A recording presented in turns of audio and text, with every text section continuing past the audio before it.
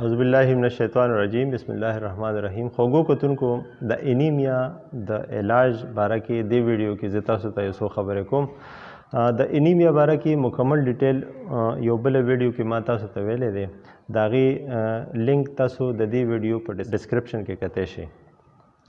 د انیمیا علاج موږ په کومو طریقو کولای شو اصل کې د انیمیا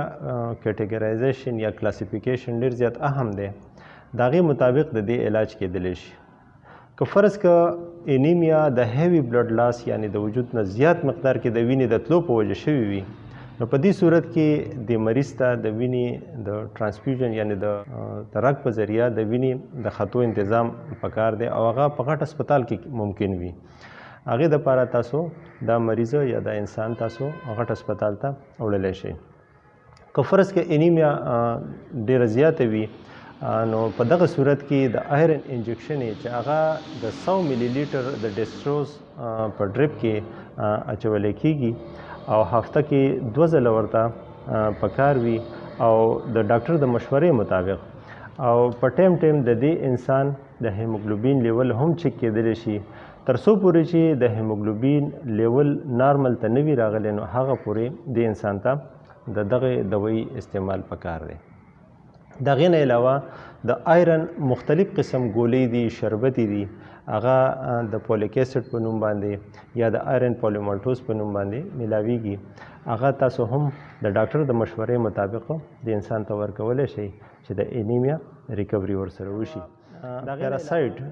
یو جراثیم دی چې هغه هم په وجود کې په وینه کې د آر بي سي ډیر زیات کمی راولي د هیموګلوبین لیول ورسره کمیږي په هغې کې د ټولو نه کامن ملیریا پیراسایټ دی او دویم نمبر ورپسې د ماشومانو کې د خېټې چینجي ووم انفیسټیشن چې ورته ویلی شي د دغې مخنیوی پکار دی ماشومانو له هر 6 میاشتې پس د چینجو دوایي د ډاکټر د مشورې مطابق ورکول ډیر زیات ضروري دي د 2 کالو نه کم عمره ماشومانو ته تاسو د ځانه یا په خپله تبه د چینجو دوایي بالکل مه ورکوئ عموما ډاکټران هم د 2 کالو نه کم عمره ماشومانو ته د چینجو دوایي نه ورکوي د هغې نه علاوه د ویټامین B12 B12 چې ورته وایي هغه د آر بي سي په جوړولو کې ډیر اهم کردار ورکوي او د دې د ډیفیشنسي په وجه باندې پرنیشس انیمیا کېدی شي نو ویټامین B12 هم د هغې استعمال هم ډیر زیات ضروري دی د علاوه ویټامین C چې هغه په سټرس فروټ کې ډیر زیات سیوا وي امرود کې سټرس فروټ لکه مالټا کینو امرود هو دې کې د ویټامین C وافر مقدار ملاویږي دغه د آیرن سره خوړل ځکه پکار وي چې دې سره د آیرن ابزارپشن ډیر زیات تیزیږي د آیرن د جذب کېدو عمل ورسره تیزیږي د آیرن دوایي که هغه د شربت په صورت کې وي یا د ګولو په صورت کې وي هغه د پیو سره ورکول نه دي پکار ځکه چې پیو کې کیلشیم وي او کیلشیم او آیرن خپل منځ کې یو کیمیکل بانډ جوړي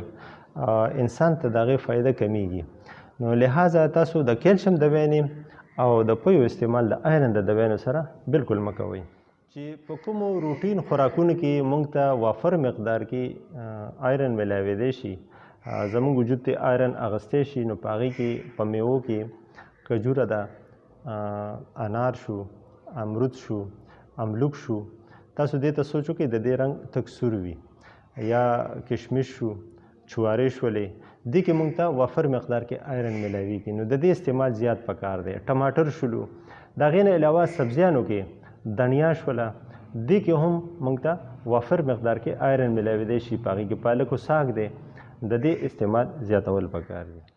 خوږو کتونکو اوس راځو کورني علاج طرف ته چې موږ په کور کې دننه د روټین خوراکونو په استعمال باندې د انیمیا د کنټرول کولو یا د هغې د مخنیوي په کومه طریقه مخنیوی کولی شو په هغې کې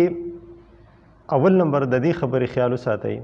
چې موږ کوم خوراکونه کوو او د هغې پوستکی یا د سبزي وي یا میوه وي د هغې پوستکی تک سور وي نو په هغې کې آیرن وافر مقدار کې وي یا د هغې رنګ کلر تک سور وي مثلا غټه غوښه شوله نرۍ غوښه شوله د چرګ غوښه شوله یا کجور شو انار شو کشمش چې موږ ورته اوس کې ویلی شو په هغې کې د آیرن وافر مقدار موجود وي د هغې نه علاوه املوک شو ټماټر شو په دې کې هم آیرن وافر مقدار کې ملاویږي. په سبزو کې دنیا او پالک او ساګ دې کې موږ ته وافر مقدار کې آیرن ملاوي دی شي. د هغې نه علاوه لوبیا شوله، د هغې رنګ هم تک سور وي، او د دې نه علاوه بیا دالونه شو، مختلف قسم دالونه په دې کې آیرن موږ ته وافر مقدار کې ملاویږي. نو که موږ په کورونو کې د دې خوراکونو زیات نه زیات اهتمام وکړو نو موږ د کور په بنیادمانو کې د آیرن د کمی راتلو یا د انیمیا ښه مخنیوی کولی شو. په اخره کې اجازت غواړم، د الله په امان.